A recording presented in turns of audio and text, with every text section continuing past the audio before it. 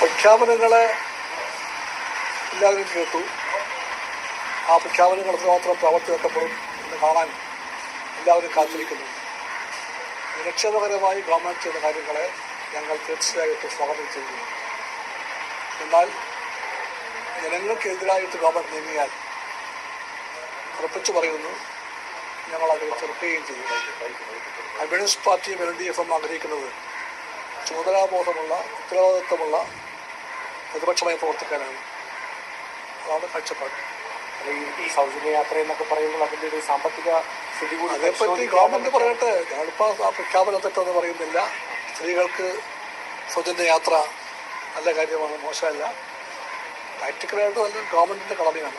ഈ സത്യപ്രതിജ്ഞയ്ക്കായിട്ട് നിയമസഭാ ചരം പ്രതിപക്ഷ ഉപനേതാവ് എന്ന മാർച്ചിൽ നിന്ന് CPI മുന്നോട്ട് പോയോ? ആവശ്യം വിജയിക്കും. എന്തിനാ മുന്നോട്ട് പോകേണ്ടത്? ഇതിൽ മുന്നോട്ട് പോകണം. കമ്മ്യൂണിസ്റ്റ് പാർട്ടി ആവശ്യം വെച്ചത് ഏറ്റവും ന്യായമായിട്ടാണ്. അതുകൊണ്ട് തന്നെ പുറകോട്ട് പോകേണ്ട കാര്യമില്ല. കമ്മ്യൂണിസ്റ്റ് പാർട്ടിക്ക് ആ സ്ഥാനം അർഹതപ്പെട്ടതാണ്. അത് അംഗീകരിക്കപ്പെടുമെന്ന് വിചാരിക്കുന്നുണ്ടോ? ഉറപ്പായിട്ടും. ചർച്ച നടന്നിട്ടുണ്ടോ? ചർച്ച ഉണ്ടായിട്ടുണ്ടല്ലോ. CPI എല്ലാ ഗൗരവത്തിലും ഈ കാര്യം CPI-യുമായിട്ട് ആലോചിച്ചിട്ടുണ്ട്. തൽക്കാലം CPI സർക്കാർക്ക് അത് ബോധ്യമല്ല. അതിൻ്റെ അർത്ഥം ചർച്ച ഇനി ഉണ്ടാകില്ല എന്ന അതേ ചൊല്ലി CPI-യും വഴിപിരിയാൻ പോകണമെന്നുമല്ല. അങ്ങനെയൊന്നും വഴിപിരിഞ്ഞു പോകാതെ തന്നെ സംസാരിച്ച് ആവശ്യമെങ്കിൽ വീണ്ടും വർത്തമാനം പറഞ്ഞ് സംസ്ഥാനമേഖല തന്നെ പരിഹാരം കണ്ടെത്തും.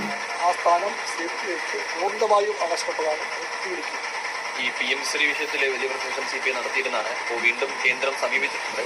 ഇപ്പോൾ നിലവിലെ സർക്കാരിനോട് ഇത്തരത്തിൽ, അതായത് ഫണ്ട് ലഭിക്കണമെങ്കിൽ PMC-യിൽ ഒപ്പിടുന്നതാണ്. അപ്പോൾ അവർ നിലപാടുമായി മുന്നോട്ട് പോവുകയാണെങ്കിൽ, നിലവിലെ സർക്കാർ പോവുകയാണെങ്കിൽ എന്തായിരിക്കും CPI-യുടെ ഒരു PMC എന്ന് പറഞ്ഞാൽ NEP ആണ്.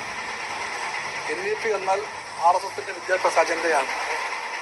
NEP-യെ ഷോക്കേസ് ചെയ്യാൻ വേണ്ടിയാണ് PMC എന്ന് ഗവൺമെൻറ് തന്നെ പറയുന്നുണ്ട്. അങ്ങനെയൊന്നിൻ്റെ ഭാഗമായിട്ട് കോൺഗ്രസ് സർക്കാർ മാറിയാൽ, LDF സർക്കാർ മാറിയാൽ തീർച്ചയായിട്ടും അവർ കേരളത്തോട് ഉത്തരം പറയേണ്ടി വരും. ആ നീക്കം തെറ്റായിരിക്കും. കമ്മ്യൂണിസ്റ്റ് പാർട്ടി ഉറപ്പിച്ചു പറയുന്നു, നിശ്ചിതമായി എതിർക്കുമതിനെ. ഈ പ്രതിപക്ഷ ഉപനേതാവ് സ്ഥാനം അംഗീകരിക്കപ്പെടുകയാണെങ്കിൽ ആരെയാണ് CPI പരിഹരിക്കാൻ ആഗ്രഹിക്കുന്നത്? അതൊന്നും ഇപ്പോൾ വിഷയമല്ലല്ലോ. അംഗീകരിക്കപ്പെട്ടാൽ വിത്തിൻ സെക്കൻഡ്സ് തീരുമാനം ഉണ്ടാകും.